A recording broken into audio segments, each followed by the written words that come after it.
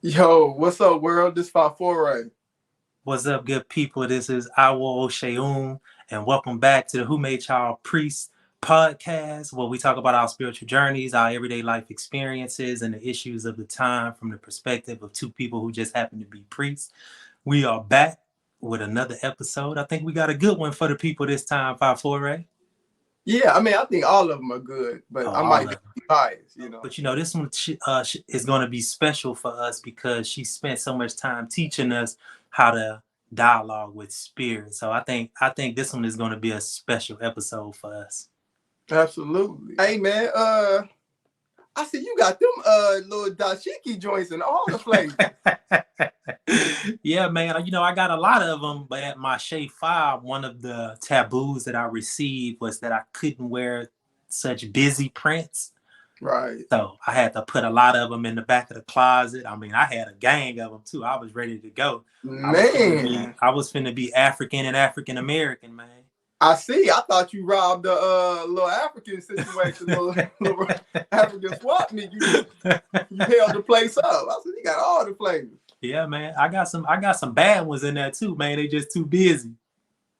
Oh, okay. Well then, get them off. Get them off to me. I'll do something with them till it's time to come back. I see you got on the one. Is that one of the ones that you had made in Nigeria? Yeah, man.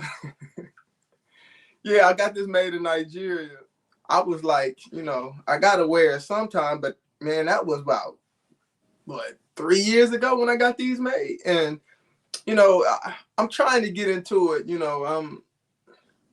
I'm trying to get more into my African out of my African American situation. But it kind of really ain't my thing, but you know what I'm saying? The Elay, for all the events, we wear African prints, so they trying to, make me get into it more. So, I'm trying to lean into it gracefully. Right. Man, I think it fits you well, man. You look good. Man, I appreciate you. I feel dignified. And once we start wearing these linen joints, man, then that's when we gonna really expand into seeing how I sent you a picture of one today. I didn't send it to your phone though. I sent it to the IG. So I was trying to see if you could see it. I was like, man, I'm feeling these right here. Yeah, man, I'm telling you, when I get to really where I need to be on my spiritual journey, them I don't even know what they call them. But it's like they kind of like, and somebody in the comments tell us what the name of them is. They kind of like joggers, but they like baggy in the crotch area. They like some yoga pants, but they got a name to it, but I don't know the name. You know what it remind me of? It remind me of the pants that people wear when they jump out of planes. See, I didn't even know people had special pants to jump out of planes. So they be on movies. It be on movies. It usually be like a ninja or I think the ninja be wearing ninja outfit. Nah, he be flying like a like the flying squirrel. That's what it looked like. Oh, I know what you're talking about. Yeah. But that's a whole outfit though. That's right.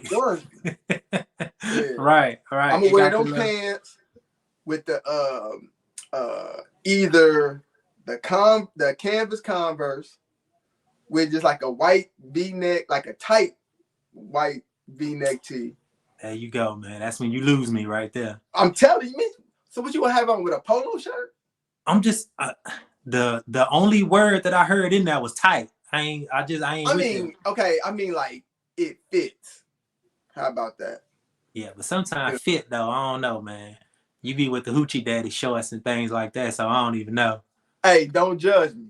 But anyway, let's go ahead and get started with our special guest for today.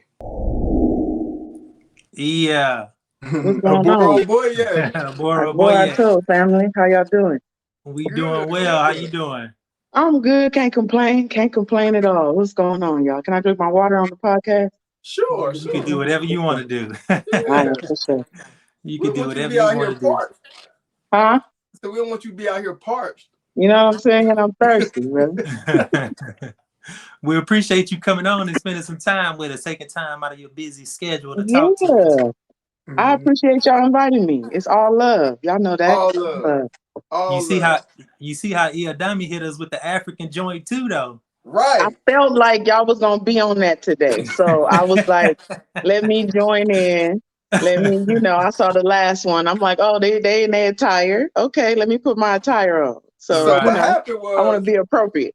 so what happened is last interview I had on a t-shirt and my fitted. And O'Sheaun came in with a whole dashiki like, hey, Yeah, yeah, you he gotta got you. change. He didn't give you the memo. He was scandalous for that, but it's all right. Right, I see y'all together now. right. It's all But good. luckily We in it was sync. We in sync. That's the right, collective consciousness we be talking about. Ashe, exactly. Now Right. luckily it was before, we had started, so I can go change real quick. So, for sure. he wasn't outshining me. But I wanted to start off by telling people how we know Iya Dami. Man.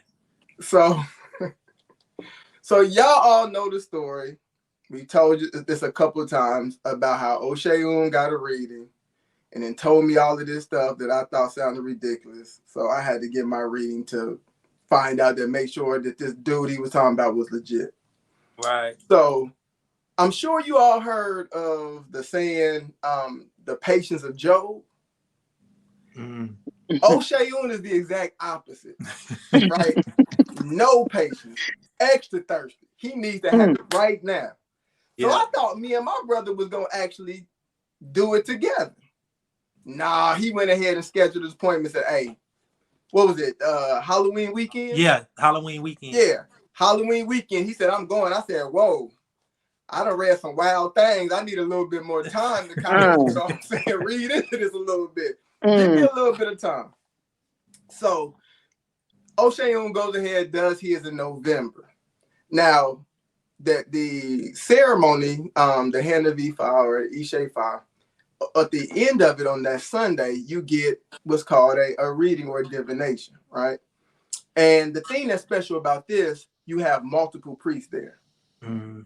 But O'Sheaun being thirsty, he had about four priests there. That's a lot of people, right? Yeah, that's a good number still. Yeah. But see, That's a I good was number. That's a patient. good number. That's a good number. I mean, that's solid. You know what I'm saying? Mm-hmm. 4 competent priests, yeah, that's dope. You won't come out with a lot of information. Right. But as they say, good things come to those who wait. I So I said, had patience. I waited, right?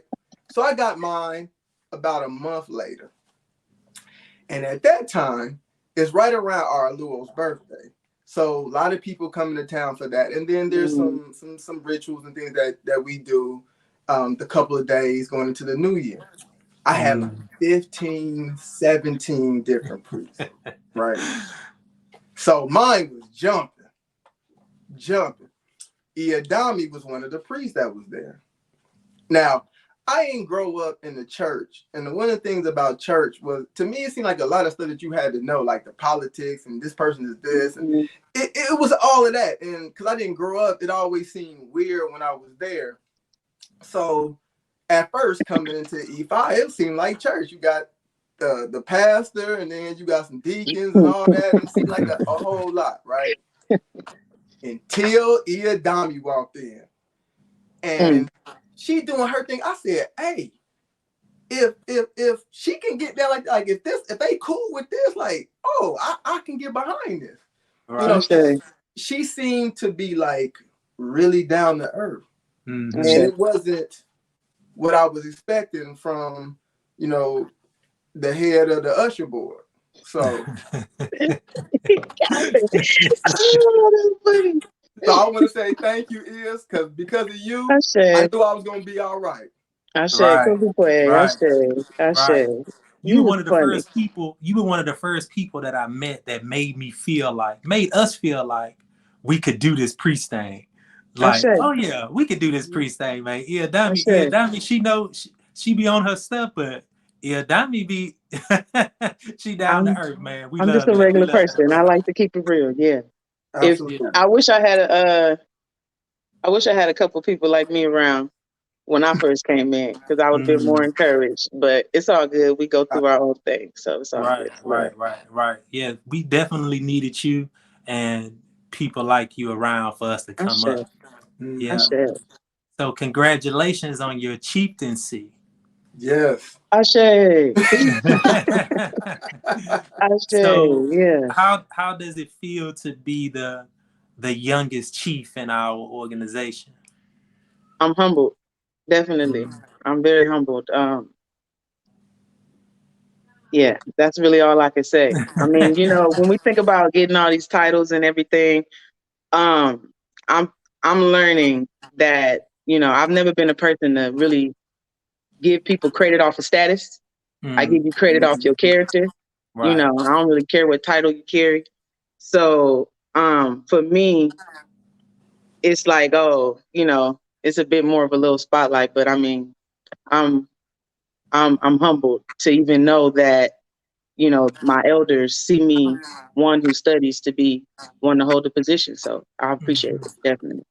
Yeah, we see you as that too. You, Awo follow Lou, his wife. Bye bye. Like if we were in Yeah. church, I would consider y'all our prayer warriors. Like Ashe. it's something about when Iya Dami prays, it's like, man, yeah, I want Iya Dami praying for me. Right. I want Aoi Follow Lou praying for me. I mean, Ashe. it's like a science and an art for y'all to pray. And yeah, Mm-hmm. we appreciate y'all. Ashe. So Definitely.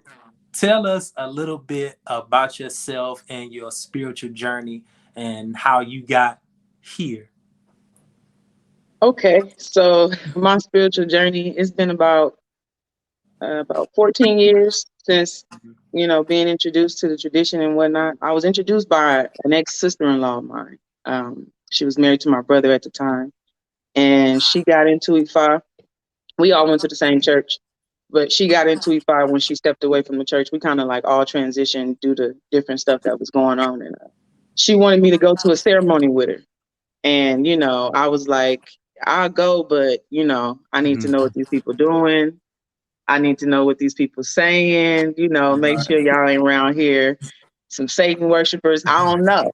I don't know. So I had to make sure. So I went up in there and I met Obafemi, I met Baba Shango Dare.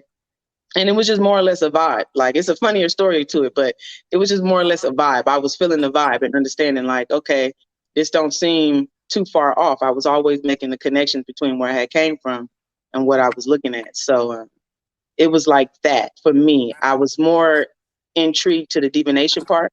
I got right on the divination piece and I was just divining and asking questions and asking questions. And I just got real deep into it. So that's what kind of really pulled me into trying to be like really hardcore into studying about the tradition. We want to hear the funny story. Your boy Shango Dare, y'all know Baba. We got love for the Akansamo. We got love for him, but he is definitely a character. I had just met him, and I'm sitting there in the corner, and he going around putting this white stuff on people's head, putting F-1 on people's head, and he just walked up on me, and he was like, And I was like, nigga, what you doing? Like, I mean, I'm my bad, but I had to tell him, like, bro, what is you doing? Like, what is you doing? And he was like, it's for your protection, nigga. And he did it again. And I was just like, man, like, okay, these people, they kind of speak my language. Right. So, you know what I mean? We can have some understanding. But furthermore, into the ceremony, when you listening to the prayers, when you listening to what they praying for, long life, good health, prosperity, wealth, alignment with your destiny, all of those things, those are the things that really gravitated me, like really captivated me rather, you know what I'm saying? And because I've always been a person, even in the church, because I come from that's my background. I've always been a person to be like about the purpose driven life. I want to live my purpose. I want to live my destiny. I don't want to just be out here Olivia, lost and turned out. I want some direction and I want some, some focus and some support with that. So it was just certain things that really captivated me, but more or less the divination piece. Listening to Baba, my first reading, I told him, if you say something crazy, I'm kicking this shit over, bro. I just got to tell you right now. Don't tell me my mama about to die. Right. Don't tell me nothing crazy. It got to resonate, know? Right. He was like, oh, you got a strong spirit. I'm like, look, I ain't got time for no gloom and doom. I come out of a holiness of hell type church. lifestyle, so you can't come and tell me just about anything. Right. But it was always something that just, it made sense. It connected with my common sense. And I feel like anything that connects with your common sense, that's divine. That's where it's at. All the other stuff we could get real deep. But if you can't make common sense out of it, what good does it do for you? Right. So Right. that was my story, short and So you brief. was gonna kick everything over, huh? I was definitely about to kick everything over. That's not fun. You can't come in here telling me no crazy stuff. I had a person who, my first person who I had a reading with, and she kind of was like that with me. I was like, damn, this is what Bible felt when I told him the first time I got a reading. I understand now. I'm gonna be calm, patience, learn some patience and tact, as my Bible said. And Baba is a master at that too. He's a master at understanding what he can or what he shouldn't say in a divination. And I've experienced that a bunch of times with Baba, where I'm thinking what Baba might say, and then Baba is just smooth. He real smooth, man, and he'll not say some things that he just doesn't feel need to be said at the time. And yeah, he has a lot of, as you say, tact. He's brilliant with that. Yes. Yes. You learn as you get into it. You learn. So definitely I'm learning how to utilize my words in the proper way. Right. So question for you. So what was it like growing up as the daughter of a preacher? It was church. It was church. It was a lot of rules. It was a lot of regulations. It was a lot of church. But I feel like it gave me a strong foundation. Hindsight 2020. At the moment, I wouldn't have never, expected myself to be here as a Ifa priest. Never. I was a young minister in the church, and I feel like it gave me a strong sense of discipline. It gave me a strong foundation as well to understand just some things about self. When you really think about Christ consciousness or what it truly represents, it's all about you understanding who you are. Right. Know thyself. So that's really what we come to do here in Ifa. It's truly to know ourselves, to trust our Ori, to know of our Ori, to know of our destiny. So in making the connections, looking back, like I said, hindsight 2020, I'm grateful. But growing up in the church, it was a lot because, now I'm making connections for things that I didn't understand then, but I translate them to understanding them now, even in aspects of how one can be, let's say, possession, right?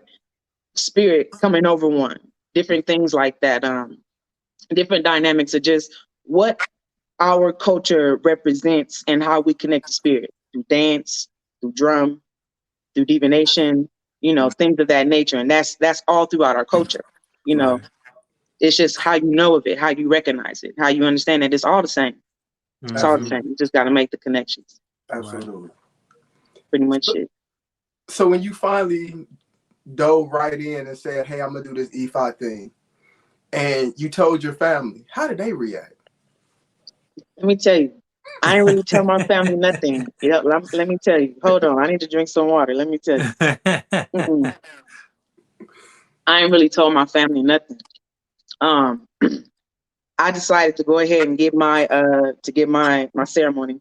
I got my ceremony, and I came home with all my stuff. You got your SU, you got your Ogun, you got you want to set up a little space for some ancestors. You got your Ifa, whatever.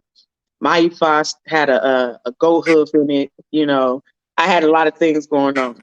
So I had all my stuff set up in a closet. And one day, I had a candle burning, a 7-day candle burning with my ancestors. I had fire issue, everybody. And my mom came into my room, and she was like, what in the devil? What is this? Like, you got to get all of this. I rebuke you. She's slanging holy oil, going in, going ham, going crazy. And I'm just like, you got to understand, you got to understand that we got to go back to our traditions and this and that. But she wasn't having it. No, she holiness of hell. She like, nah, you're going to have to work it out. So it was a lot of internal struggles. outside of that big, dun dun dun, your daughter ain't in the church no more. Right. So what is this goat foot? What are you doing? You know what I mean? Like what is these black nuts? Why you got your daddy picture in here? You burning the candle? Who you calling on? Right. So all of that stuff is of course taboo for the Christian and the church, so it was a very big shock for my mother. For my brothers, not necessarily. They was like, well, you always been kind of weird. So, whatever. But, even my family, other family, they like, yeah, you always been kind of weird. I got cousins now where they like, all I know is ever since your ass went to Africa, you ain't been the same. You ain't the same. You all on some peace shalom. And I'm like, bruh, like we need to be peaceful. Right. And there's a time and place for everything. Good character. But it took a lot of it took a lot of prayer. It took a lot of prayer. I ain't gonna lie. It took a lot of prayer. Praying to Ifa, praying to my implements, praying to my ancestors for them to understand what it is that I'm doing and for them to support me in it, for them to help my family to understand and for them to support me, even for the things that they don't know, to have an understanding that there's something beyond this whole grand scheme of what we call the almighty, all-knowing, this whole thing about destiny. So it took a lot of prayer. It took a lot of, God told me you going to hell, but I got to be okay with it type conversations. And I got okay with it. I stopped taking it personal because I started understanding that, I know your resource is only one book and I can read odus that sound like scriptures. Right. And I can make connections to scriptures, to odus and different things and concepts of what we just know this whole thing about life is. So I just stopped taking it personal because I understand that, ignorance, it can be blinding. So I stopped taking it personal and I just started praying for my family, especially in the whole aspect of when you talk about you pray for your family, you pray for their protection, but then sometimes understanding how people set themselves against you in an unknowing, unconscious, a subconscious state of being. But your spirit guides are still here to protect you. Right. So I still have to not only fortify myself, but still say, look, y'all, it's okay. It's okay. They're not against me. So I can't allow it to harbor any grief, disappointment. I can't harbor the pain of my mama telling me, God told me you're going to hell. I got to get past that because I don't need my spirit guides now coming up against her like she's an enemy. She's not. She's my mother. She's doing what she thinks she knows to do. So I can accept the guidance, and I've always been one to understand that, when it comes to information and knowledge, you eat the meat and you throw away the bones. That applies. You apply it. That don't, you dish it to the side. There's no harm, no foul. So I had to learn and stop arguing with people. Stop trying to prove shit. Yeah, I ain't got nothing to prove. I don't got nothing to say. You believe what you want to believe. You living in hell right now. I don't know. Whatever, whatever floats your boat, So definitely, any fire teaches us that we know that our Isheshe is our Ori, is our ancestors. So, right.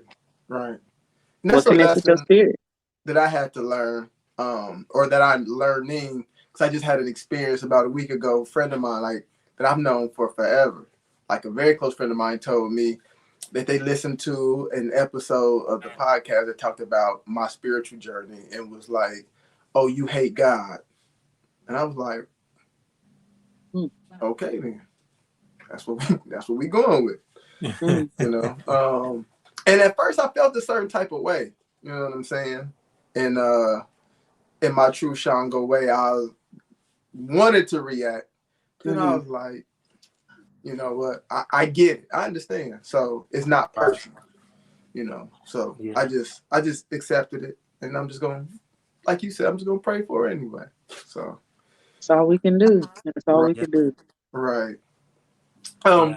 So for the people out there who don't know anything about Orisha, how would you explain Yemoja? Oh, mio, Yemoja.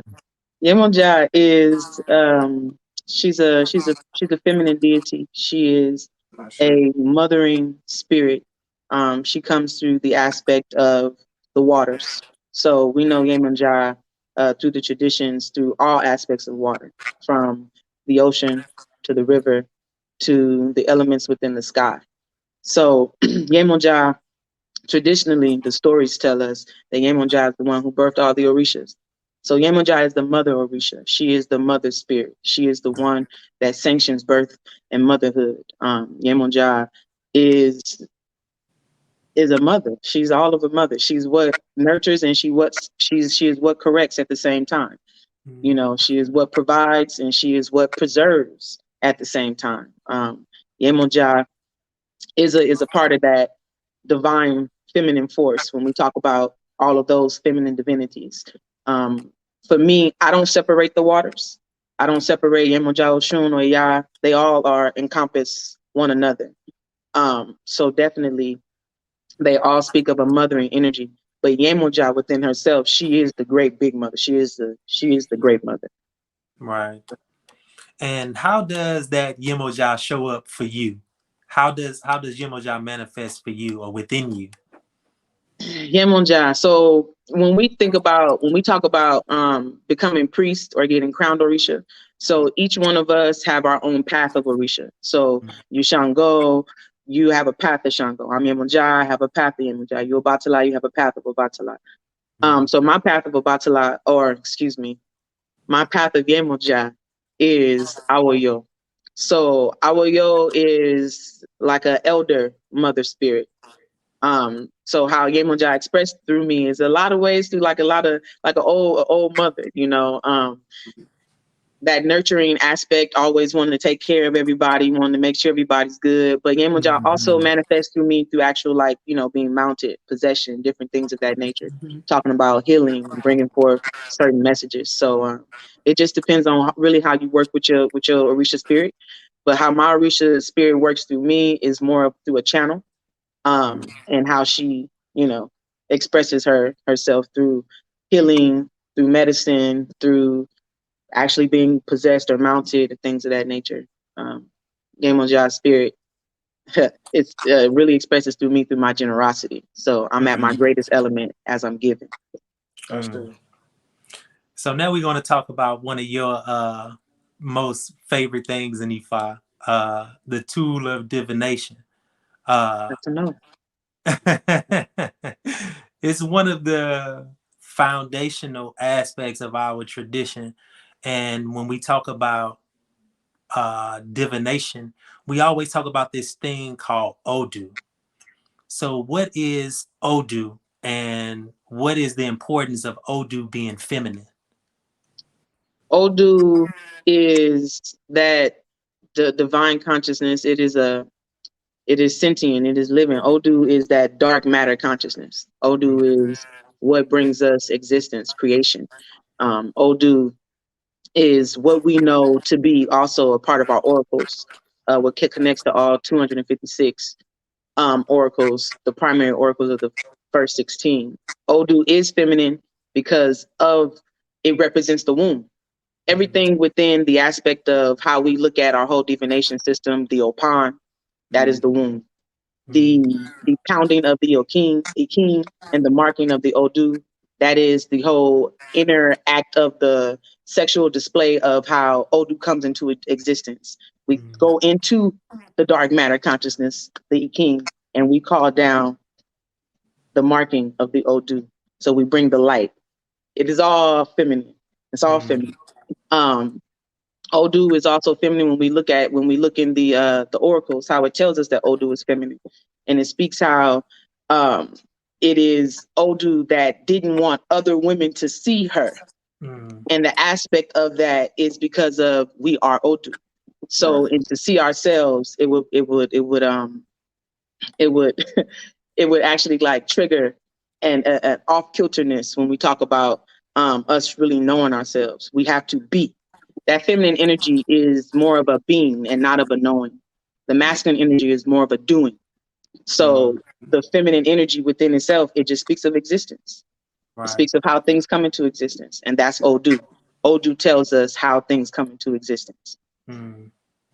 And you teach divination. You actually taught us a specific type of divination. How would you explain the mechanism of divination, and what type of divination do you teach? So divination within itself is just, how you communicate with spirit. It may be certain different apparatuses that you use to connect with spirit. Or it could just be that whole tuning into your divine. That's really what it's about. Tuning into your own divine to really tap into what it is that what it is that you need to remember, and what it is that you need to do and be. So the divination process that I teach is OB divination. Well, I teach divination in general, but for the basis of what I specify on is OB divination. And OB divination is the fundament for us when we look at, for practitioners in Ifa, when we look at the whole premise of the divination system, from Dilogun to Ifa King to Opwele, however that translates, OB divination sets that fundament with the 16 oracles. So Ejiogbe all the way to Ofun. OB divination is our primary source of how we communicate with our spiritual implements. So as we get our Ifa, as we get our Orisha, or some people get shrines and different things of that nature, it is not just for us to go to them and to give to them things, although we can, but it's more or less to cultivate a relationship of reciprocity. I'm asking you what you want, and I will go and give you what you want, as I'm asking you to give me what I need. And I'm being specific, I'm being intentional. So that's what the divination gives us. It gives us the opportunity to be intentional with our communication, and not just with our spiritual communication, and not just, don't get me wrong, when we talk about intuition is all a part of divination. Right. The divination is to cultivate and develop the intuition. At the same time, when I'm like, let's say you pray into your SU and you want to go to your SU and you want to be specific, we should be specific. SU, I want this job, XYZ. Do you need XYZ? It confirms. Yes, I need this, I need that. It also gives us messages to be patient, to do this, to do that. So, OB divination is our primary source of how us as practitioners in Ifa communicate with spirit, basically. Now, I'm glad you said that part, because I'm about to snitch. So, come on. I'm me ready. and my god brother here, he like Baba. He loved that Opwele. But I always throw Obi every morning, because I always say that I love watching how the masculine and feminine kind of, flow together as I'm asking about the energy of my day. To me, I think that's important. So I'll throw the chain and I'll throw the Obi, because I get to see that interaction between those two energies. Yes. So tell my brother he need to be on that.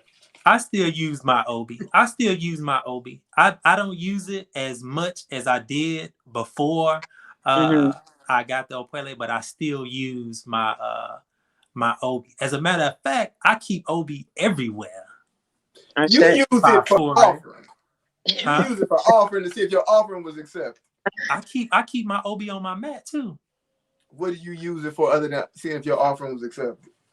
I use it for that. If I'm somewhere else and I need to ask a question, I'll use my Obi. But I don't go into I won't go past the 5. The 9, I think I still need to work with that. That's something that I still need to work on, is the 9. But the yes or no, and the 5 positions, I can work with those. The 9, I think I still need some more work with that. But the OB room was and still is instrumental in our growth. You taught us OB divination. How would those who are not familiar with the tradition start to divine and communicate or dialogue with spirit? And how would they go about learning that from you? I wanted to say something to what Fafore just said real quick. Yeah, he's trying to skirt around that. So one thing that what's his name? What I'm saying, what's his name? Baba Dare, Baba Shango Dara. Dare. What he teaches us is that, you know, the OB divination, like the Opele, it's gonna give you some specifics. You know, it's gonna definitely give you some specifics, especially if you're looking at categories, you're looking at array B, you're looking at a lot of things. Right. That OB though, it's kind of like it gives you that bird's eye view, right? So I'm looking from heaven down. And when you get to see like he's saying, you know, the interactions between those masculine and feminine forces and things of that nature, we even see that with the Opele too, though, you know, with the light and dark energies and how the Mhm. chain falls. So even with the different aspects of how Odu represents certain feminine or masculine elements. Right. So we see that too. But the OB divination, it kind of gives you a bird's eye view. Like, you know, it's just like, okay, this says I got the Odu here that I threw with the chain. It tells me, okay, I got the ability to solve my problems, but I refuse to pull the trigger. The OB gonna show me why I'm refusing to pull the trigger. Like, Right. you know what I mean? I don't really have to look all into all the categories and all that stuff because I'm looking at the categories based on these positions and directions of these Kyrie shells and whatnot. So Mhm. yeah, but I get it because um outside of teaching it, I use my Pele more too. I do. I just be like, let's get to the point. If I Right. Right. remember what's going on, bye, then let's move forward. So definitely, you know, I mean, it's just whatever is up to you. I always tell people though to start with the 5. Mhm. Other people are taught different ways. Like we have even owls within our group or within our organization who have been taught different ways. My way of how I was taught, or I teach how I was taught, basically. Mhm. And which is why I try to explain a lot of times to godchildren and god siblings too, though, because sometimes they're like, well, Baba does it this way. And I'm like, look, you have to understand, people teach how they were taught. Right. Is you have to understand that this guy was given something and he was put on a fast track to something, you know, and he had to be because his Aluo passed. Mhm. So he had to be put on a fast track to what Ifa wanted him to know and what Ifa wanted him to do to open up the door for all of us while Right. we're here today. So when it comes down to his owls or his ears, and it's like, you know, some of us, we can quickly catch on to some things, and some of us, it takes us a little longer to catch on to things. It's not for anybody to get discouraged because, again, he only teaches the way that he was taught. Right.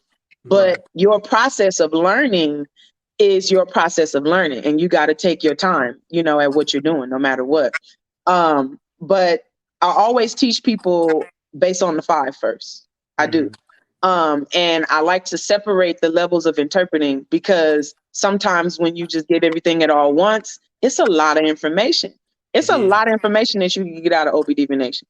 It's a lot of different things that you can interpret. I've set up and they've interpreted some things for people just off of Vitada going with the OB, just colon nut alone, not even the Kyrie shells, just colon nut. And they like, how did you get that out of that? Well, it's a lot of different things that we see in this. You know what Right. I'm saying? So I always start with the 5 because the 5 within itself, it don't just tell us yes or no. It tell us a lot of things too. It tell us if we got some scattered energy. It tells us if we need to focus on our character. It tells us if we need to be grounded, to be centered, to release worry, to release stress and burdens. It tells us yes, it tells us no. It tells us if our ancestors back us. It tells us if we receiving some blockages. It tells us a lot. Right. So it's just more about the more you know, the more you know. It's kind of like that. You know, if you see it, then you know it.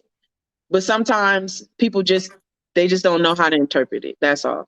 But I always teach with the 5. I start off with the 5, the basic yes or no, because everybody's going to ask yes or no questions anyway. That's what they want to know. Even when Mhm. you do a reading for somebody with your Apele, you have to tell them, I'm gonna do a reading, and then if you got questions, you can ask me your questions afterwards. You know, you got Right. yes or no questions on some specific stuff. Should I be with him? Should I this? The old dude said, break out of a situation. You still asking, should you be with him? Okay, whatever. Let's ask the question. But you know, but Right. you know, you have to do that. So I start with the basic yes or no.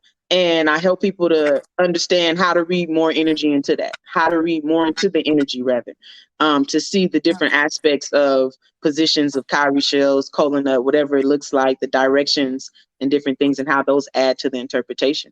It can be very complex, just depending on how deep you want to go. It is complex. I think that was my thing, was like, man, this is a lot. I have to put this, I have to go use this, use that. I used to tell Jimmy all the time. I used to tell Fafori all the time. Man, I can't wait till we get this Puele, because it's straightforward. Baba drop it in his boom. So, but if people want to find you and want you to be the person to teach them Obi divination, how would they go about doing that? The Obi Room, that's Facebook, that's Instagram. And on those pages, I have links to connect with me, whether it's the course that I have online, because I do the Obi divination class, but it's just specifically online with pre-recorded lectures and slides and different things of that nature. And yeah, you can contact me directly through the Obi Room, whether that's Facebook or Instagram. Right. And this is for practitioners and non-practitioners alike, right? Absolutely. Yeah. You don't have to be any far to practice Obi divination. We have a godbrother who's from Austria, and he was trying to receive his Tefa. And he was giving people Obi divination readings in Austria with pennies. And he made it. So, he made it. He made it. And he's doing well in Austria as well. So, yeah, you don't have to be a practitioner of Ifa. It's just more or less understanding some basics, understanding some fundamentals of how we understand things through our tradition, and that'll get you through pretty much understanding Obi divination. Right.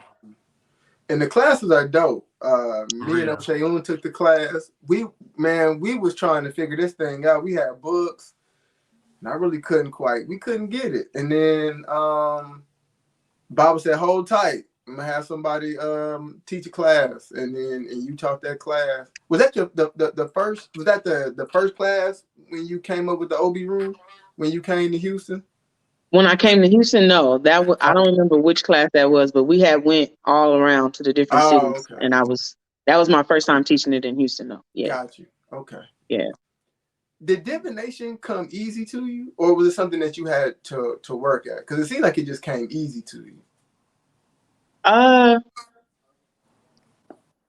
Well, it is the first thing that I gravitated to, and that really captivated me. But I wouldn't say it came easy to me, because it still came with a lot of trial and error too. Right.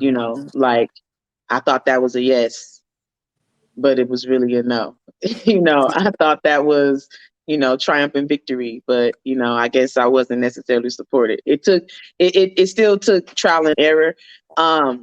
But the whole divination piece, though, I mean, for me, the reason why I start with the 5 positions is because the way that I was taught was the divination piece is directly connected to your devotion.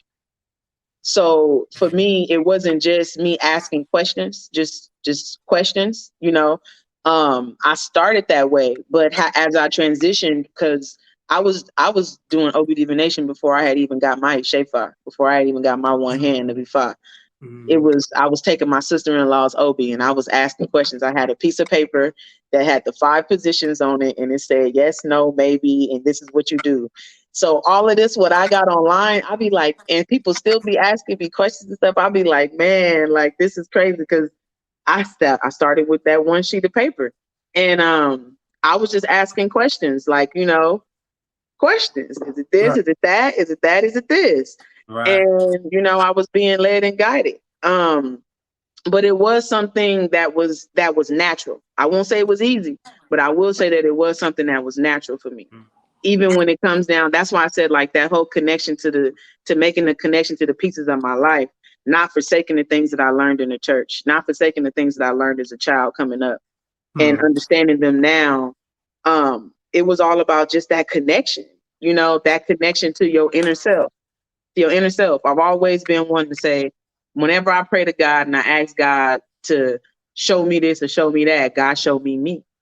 Right. And at the end of the day, that's how I saw the divination. It was like, okay, this is me. I'm looking at me. Right. And as above, so below, as within, so without. So that whole connection, that whole trusting your inner spirit, building your intuition, those things are important. Those things are important because when you are divining, you know, some things can be a bit far-fetched because it's like, I can't foresee that. You know, how can I trust that? And I can't necessarily foresee that. Ifa says yes, but this circumstance says no. How can I trust that? So it challenges us. And that's why you have to have that inner knowing. You got to have that inner knowing within yourself. And if anything like disconnects you to that, that's what you know that ain't it. Like that's not it. I tell people all the time, if you lose your own good common sense in all of this, that was your God-given right. Like that was for free. You Right. know, if you lose all of that and you so spiritual that you know earthly good, throw this away. Go back to church, go back to the temple, whatever you needed to do, go back to that because this ain't it. You're gonna, you know, confuse yourself and invite certain entities in that have not been identified, and that's dangerous. Right. That's powerful. You said you so spiritual, you know earthly good. I'm trying to tell you, Oh, you don't I'm want to gonna have be to that. use that. Oh You don't yeah, want to be that. I'm definitely using that. Yeah, You don't want to be that. that's gonna be You don't my want to be that version of dog. QQ in the blood of Jesus. I'm saying we gotta Yeah. be balanced. We gotta be balanced though. You know, we gotta be balanced. So, you know, I know a lot of folks, we got a lot of hoteppers, we got a lot of crystal wearing, bearing, Aleke rocking. Right. And when it comes just to what Ifa says, pull the trigger, make the choice, make the sacrifice, do what you need to do. We don't know what that looked like. So what good is all of this? Right. Right. You know, I'm done with giving people divination that the answer is right in front of you, but because you want to do what you want to do, you refuse. Then do what you want to do. Don't waste my time. Don't Right. waste my time. I got other people to do readings for, other things to do. It's a Absolutely. lot. So Absolutely. definitely, you know, when it comes to that, you got to be grounded. You got to be grounded.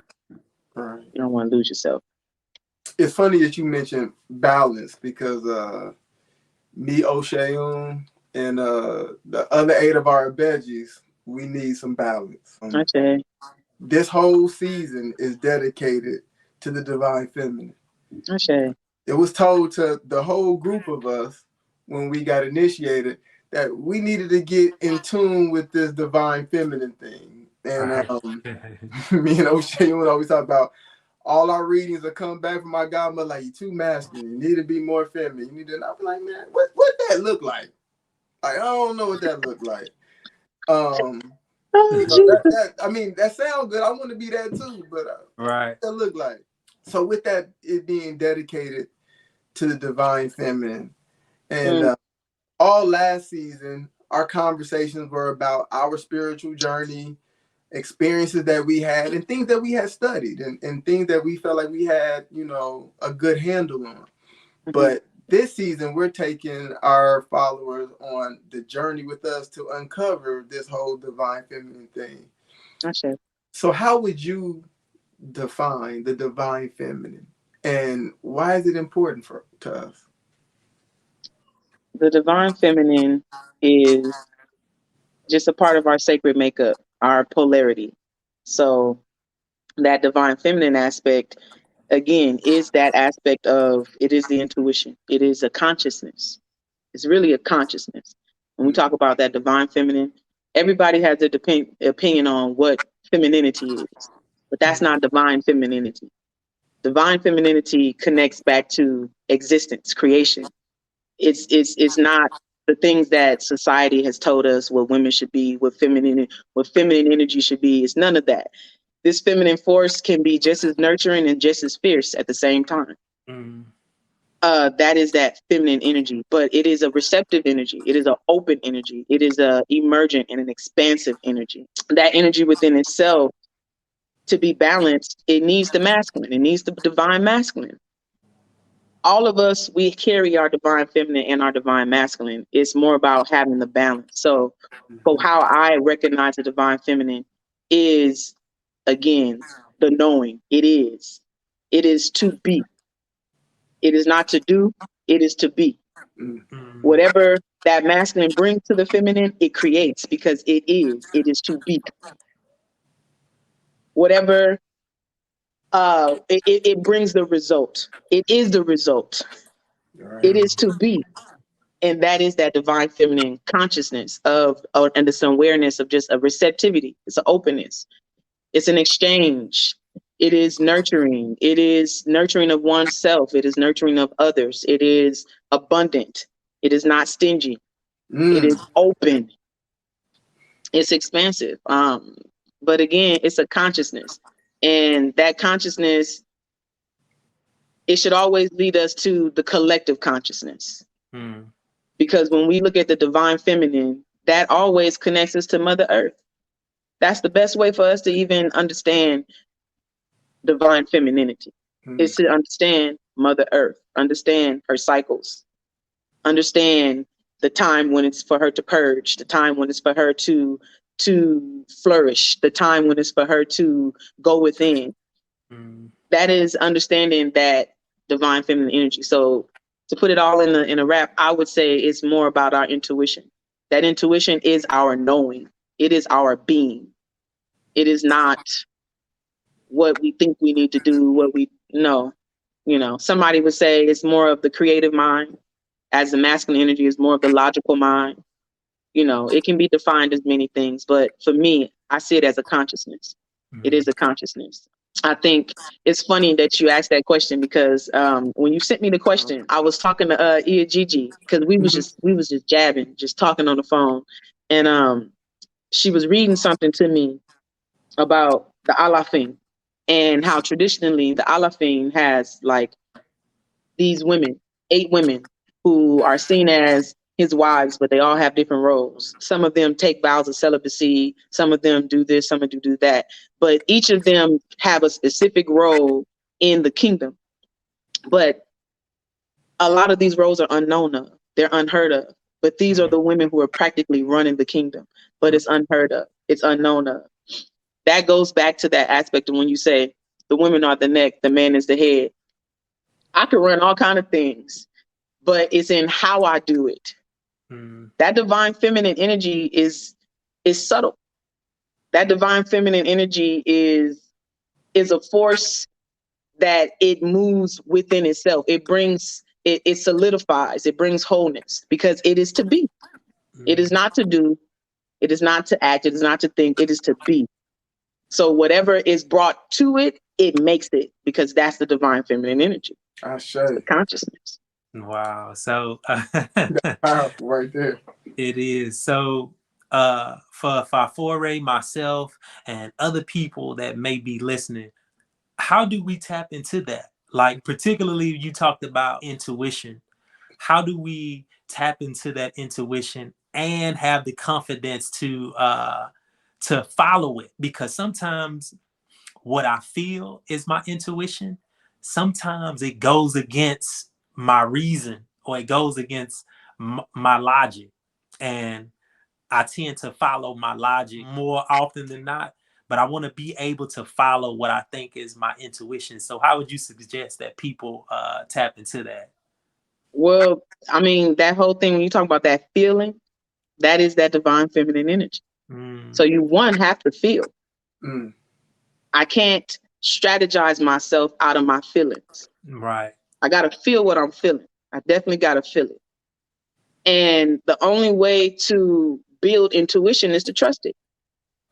That is the only way to build intuition. There is no, even your divination. If you find yourself divining and it's something that you already knew, and then Ifa just comes and confirms it, that builds your intuition. But still, for you to move out on what Ifa says, you still gotta trust your intuition. Right. So the only way to build intuition is to trust it, and it's just to move on it. When you have those divine feelings, those instincts, those gut feelings, Move on it. Trust it. Mhm. Allow it to show you to be proof. But again, that's when we said that creative mind, that logical mind. My creativity sometimes can be blocked by my logic because my logic says lines should only go this way. Right. But my Right. creativity says, nah, let's put some circles in this shit. Let's do some triangles. Let's do some other shit. Let's do some squiggly lines. Let's do some Right. shit that we don't even care. Let's just be creative.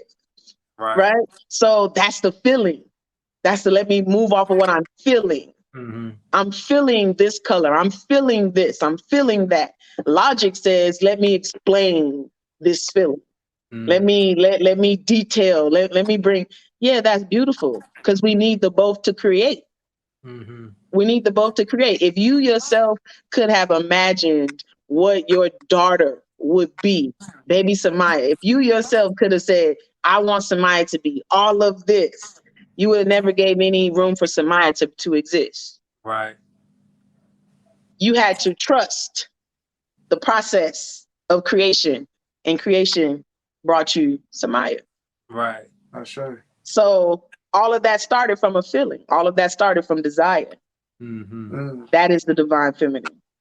That divine feminine force is a, again, it's a consciousness, and that's why I'm saying, just as you come to this awareness of a strategy, a logical way to do things, you also come to this awareness of how to just be. Mm. And I trust who I am. I trust who I was created to be. Right. All of that dark side, that light side. I trust it because it is who I was created to be. That's sure. So the more we, for what I find is that, like, when I talk to like my brothers, I'm the only girl, I got all brothers. And sometimes it's like, well, as men, we want solutions. We want to bring you a solution. And that's your logical mind. Mm-hmm. And it's like, well, sometimes as women, when we talking to you, it's like, all you telling me is your feelings. And that's, I need a solution. I'm trying to give you a solution. You telling me your feelings. But if we can bring that together, we Right. can create something different. Mm-hmm. We can create something different. So for us as women, what I saw when I was when I was talking to my sister friend, my sister Iya Gigi, and we were talking about the Alafin and how, these women who are to be in place and this and that. And even I said, now think about that. Think about how that mindset right there challenges our current mindset today as women. Mm-hmm. You run the kingdom, but you ain't never gonna be seen. Right. You run the kingdom, but you ain't never gonna be heard. Mm. That challenges us as women. Mm-hmm. That definitely challenges us as women, especially in today's age, Right. where we want to be seen, we want to be heard. Right. But as much as we being seen, as much as we being heard, how much progress are we having? That's sure. How productive are we able to be?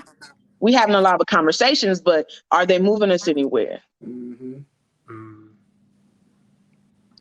So I think that, when we talk about this whole divine feminine energy, divine masculine energy, we gotta take the caps off, like the caps, the limitations as well as the lies that we've been told.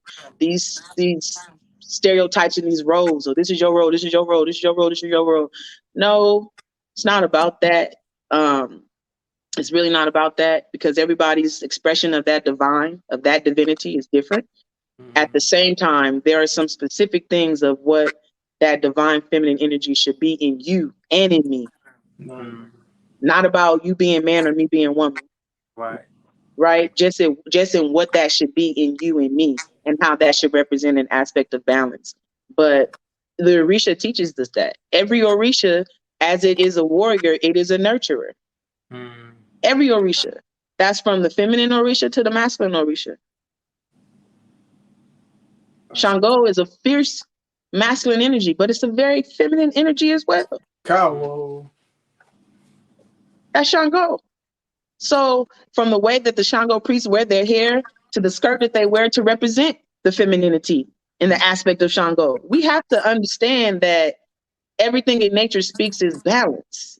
And if we really want to tap into that divine consciousness of divine femininity or divine masculinity, whatever that looks like, we have to tap into the consciousness of the creator.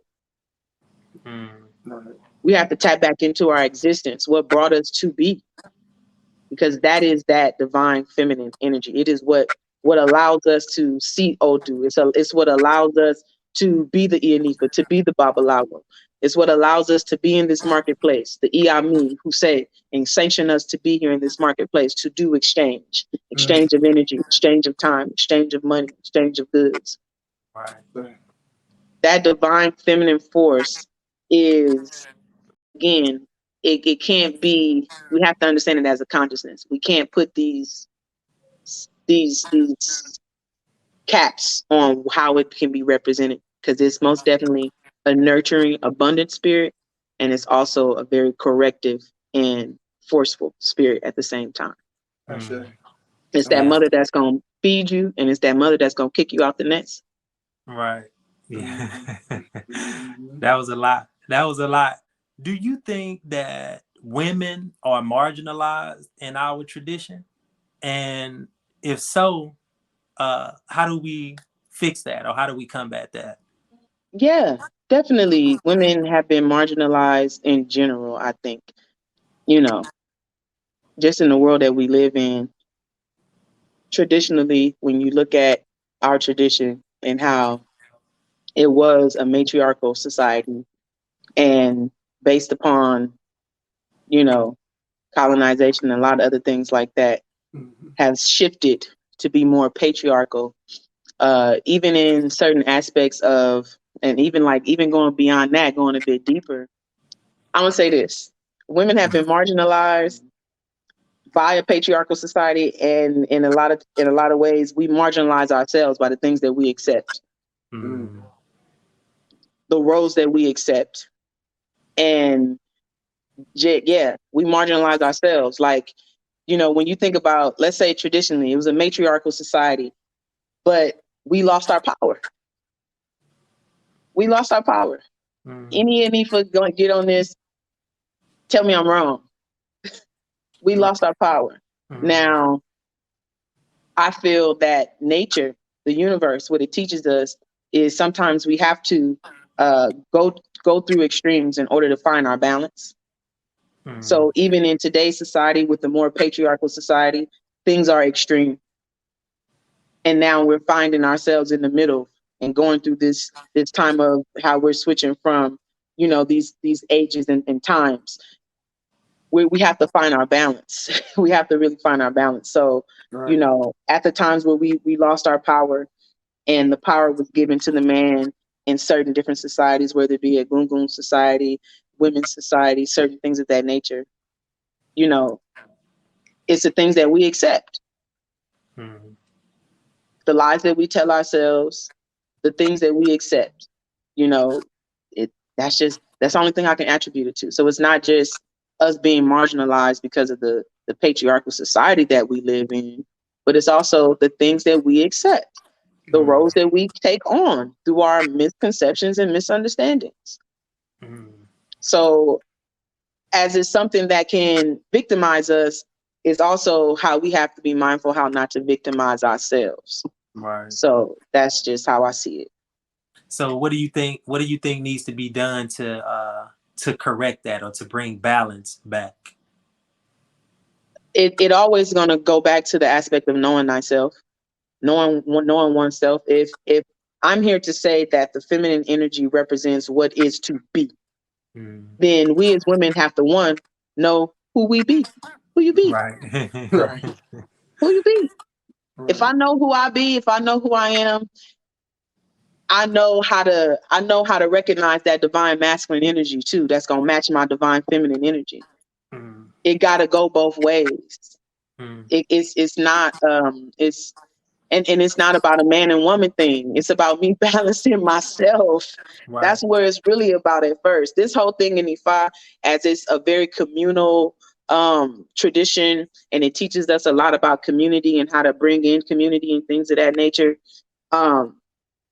It still focuses a lot on our own individual selves, because in order for you to actually bring forth and contribute something to the collective, you got to be at a certain level individually to even contribute something to the collective. Right. So you got to do the individual work in order to come together to do the community work. Absolutely. That's the same thing in any aspect of relationship or anything. Business relationship, intimate relationship. If I'm not doing nothing over here, if y'all business partners and Fafore don't do much of the business, but you do most of everything, eventually that business is going to go like this because somebody's not bringing in what they need to bring in to make this thing work as a fully functioning partnership. Even if that partnership means I'm going to give 60 right now and you give 40 right now. That's what we understand. Mm-hmm. We understand our capacities, but that's in understanding what I bring. Right. But if I don't even understand it and I'm just pretty much leaving you out there on a whim, hopefully we get this business done. Right. So when we talk about us as, that divine feminine force, all of us and how we can better cultivate that within ourselves. One, we have to just go back into what were we created to do? What were we created to? What is our purpose of being here? And once we connect to that, then we can connect to some other things. But that's the basics. We get caught up in what society tells us. Oh, we got to do this, we got to do that, we got to do this, we got to do that. And the more we do, the further away we get from ourselves. Mm-hmm. The further away we're getting away from ourselves to realize that we've accumulated all these things, and yet I still don't know who I be. Right. I don't know who I am. I don't know what I'm here for. I don't know what I'm doing. So for me, when I hear, because these have been conversations, honestly, with other women that I've been having about, this divine feminine energy and in certain aspects where we feel like there's some corrections that need to be made. But for one thing for sure is when we talk about this divine feminine energy and how women marginalize ourselves in this whole patriarchal society is one by always looking for a man to try to tell us who we are or need to be as women. Mm-hmm. What happened to the elder women who were teaching the younger women how to be? That's how I grew up. Right. Baby, when you sit down, cross your legs. Baby, when you do this, do that. My grandmother would always give me tidbits on every little thing, even down to relationships. Don't ever let a man know where all your money is. She would tell me all kind of stuff, all kind of stuff. But she was an elder and she would talk to me as a youth. Mm-hmm. So when we talk about connecting back to consciousness, we got to first connect the generations. Right. It's so many things that we have to do just as a people, but it starts with us individually, definitely. But one, I feel we can stop accepting the roles that society has given us. One, we can build and cultivate better relationships with us as women. And then for the male aspect, I feel just the support and being open, being receptive. It's not so much that one can say. Obafemi tells us all the time, you an Ianifa, and I can give you fundamentals of Ifa, but I can't tell you how to be an Ianifa because Right. I am a Babalawo. Right. Right. We as Ianifas need to come together Right. and deal with our Ianifa business. Right. Right. Absolutely. And that's just what it is, So dealing with that women's society before we come to the collective consciousness and talk about this community stuff. Just like y'all do y'all thing with y'all men's society. These are the things that we have to do. When we used to have these rites of passages for young men, for young women, things of that nature, we need that stuff in our community. Mm-hmm. We do. We need it for the young people. I mean, I was thinking to myself, I said, I was looking at a young man and he was talking and I was looking at him, how he was interacting with his woman. And I was just like, I wonder what role model he had to show him how to protect his woman. Mm-hmm. And then what male role model did she have to be able to identify a protector? Mm-hmm. Mm-hmm. We need this stuff. Right. Like it's paramount. We need it. You know what I mean? So when we think about these things, just getting back down to basics, like I said, yeah, we have been marginalized, but a lot of times in the way that we treat each other is how we can marginalize ourselves because we fall into the stigmas. Women Right. don't get along, this and that, this and that. And that ain't even the surface of true feminine, divine feminine energy. We haven't even reached the surface of it. Mm-hmm. We don't know what that type of abundance can truly bring to us Absolutely. because we got this surface stuff that we still arguing, gossiping, jib jabbing, talking crazy. I don't really got too much time for talking crazy. Right. And so, that's that's how I see it. That's my view. Okay. Wow. So our Luo travels all over the world. Yes. And you are one of the select few that's a part of his EFA SWAT team that You travels ain't with him. right. You ain't even right. Like he traveled with a very specific crew of some heavy hitters. And ironically, as you talk about the Alafine and the power behind that being the women, his team is all women. It's 3 women that travel with him. How did you start traveling with Baba? And how has that experience been for you? Traveling the world and meeting all these different people, helping to heal these different people, so forth and so on. So I started traveling with Baba like not long after I came back from receiving TAFA. But Ifa is just wonderful because those are honestly really my prayers that I would be able to do this thing full time. And, my travels are not just so much about, all the healing and different things we do. I mean, that comes along with the territory, but it's more about my studies. Like I'm engulfed into my studies. Like this tradition, we have more and more literacy that's coming up. This book, that book, this book, that book. But it's still an oral tradition. And a lot of things you don't know until you're doing it. I've read a lot of books. I even read a lot of stuff about Tefa. And then until I actually was there with the parrot feather on my head and doing all of this and all of that, I didn't understand what that book meant, even though I read it.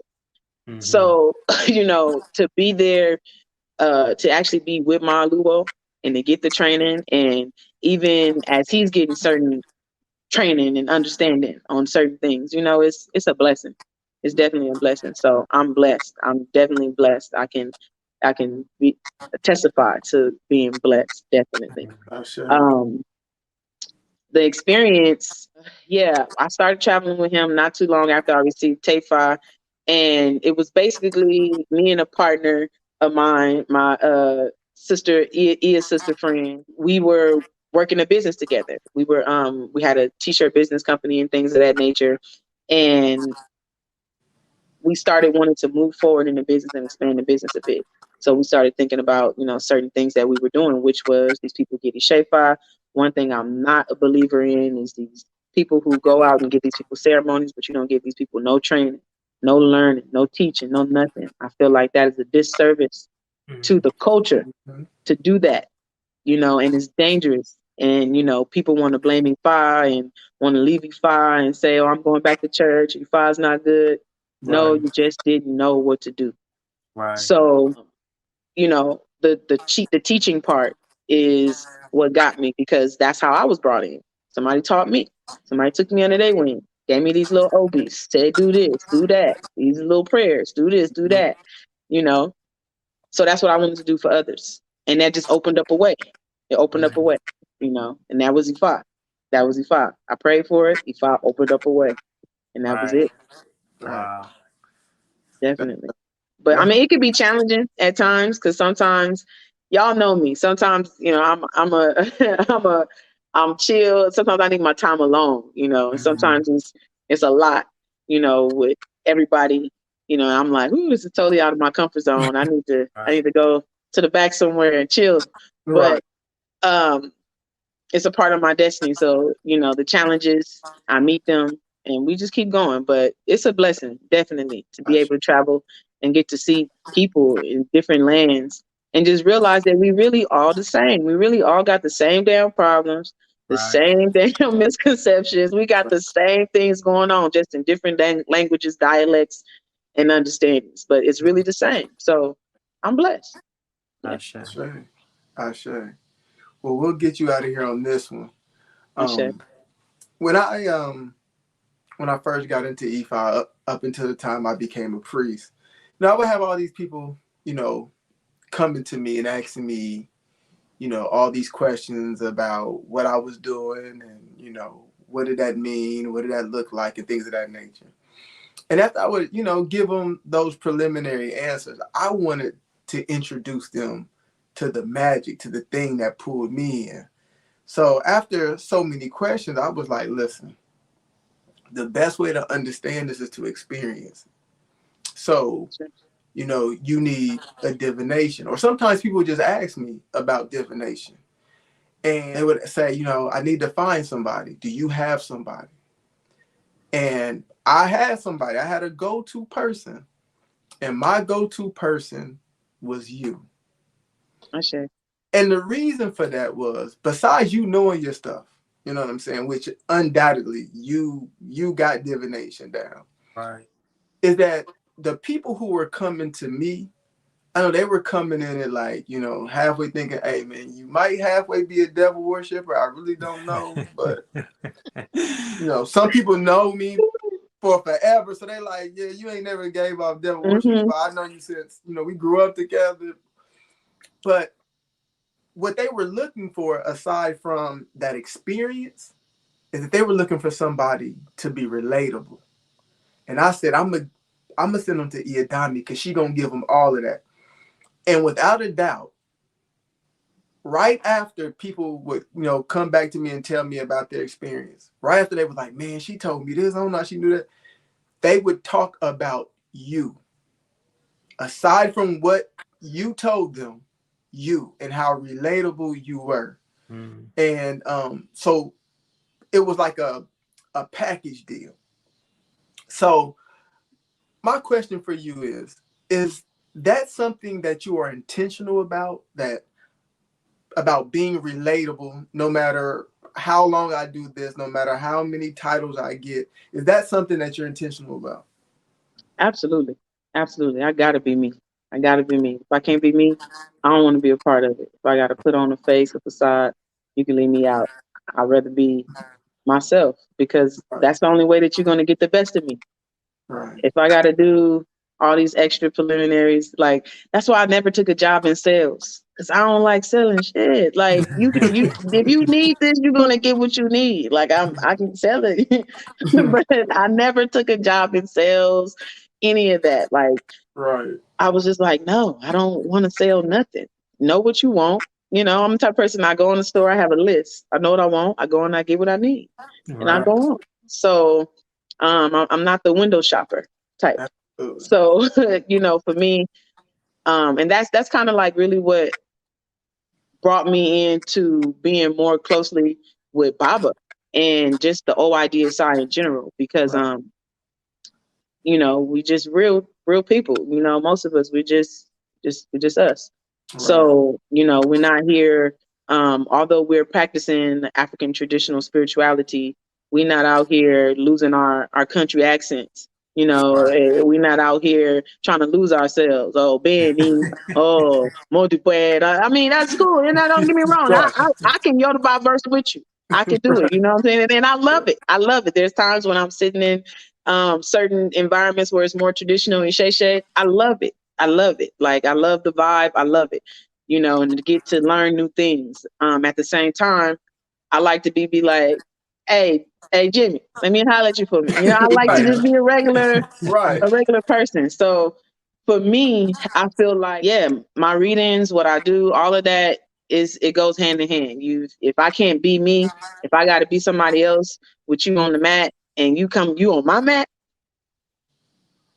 I'm okay with one excusing themselves. I have to be able to be myself. And I think that's that transparency. That's how you're able to get people to really understand. We Right. can we can read pot the keys all day long, but we have to understand that these keys are like parables. And unless the knowledge and the information has been revealed to you, you don't know what you're reading. You're just Right. reading something.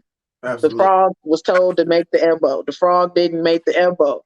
This, that, and the third. Like, well, what are you talking about? I'm talking about an elephant was supposed to make sacrifice, didn't make Right. sacrifice. Human beings was able to catch it. What y'all talk about? This is why we be poaching elephants? Like, what are you saying? Right. Right. So what are you saying? So I like to be relatable. That's how I was attracted to Obafemi, Shangodare, and just the practice in general, because I was around relatable people. And I feel Right. like it's important for us not to lose ourselves. I feel like that is the most important thing about this whole thing about us doing this, reprogramming our mind, leaving one way of thinking and taking on a new way of thinking. Don't let this new way of thinking be the next new thing to colonize you. This is what our Luo teaches us. I'm not here to now become, an African. I am African. I'm African American. Right. And my expression of that, it may show in different ways, but if we understand the translations, it's all connected. Absolutely. It's all connected and it's all tied up. So definitely my experiences make me. So I have to be authentically myself, definitely. And when I'm not, you will know that I'm not comfortable. And most likely I won't even involve myself in those environments. I'll leave, Right. Whatever. I don't mind. Right. Right. Well, we really appreciate you spending some time with us. We knew that you were Absolutely. going to give us a lot, and you went I share. above and beyond. You went I above share. and beyond what we thought. But like I say, we really appreciate you being here with us, spending some time with us. I share. Thank y'all. Thank y'all for Great. inviting me. Y'all Great. keep doing y'all thing. Thank you. Yes, ma'am. Keep Thank doing you. your thing. Don't stop. Keep educating. Keep putting the real out there. And if God's gonna bless you and expand it, definitely. Just keep Ashe. doing the thing. Ashe. Sure. Thank you all for joining us again. As we said, we're going to keep having this conversation about the divine feminine. This is definitely something that Oshayun and myself really trying to figure out, and we think it's important. When I was in Panama, the last day I was there, I made an offering to Yemoja, who is my mother, my complement, Orisa.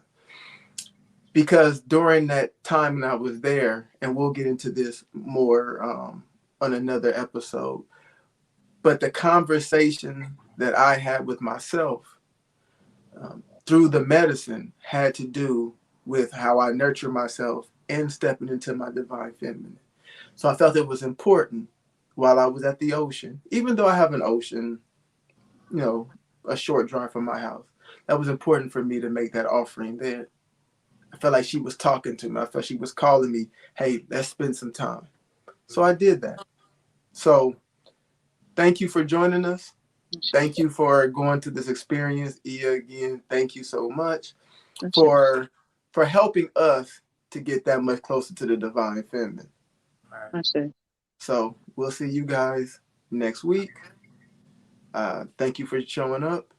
And remember, life's a journey. Don't forget the map. I share. Peace. Peace.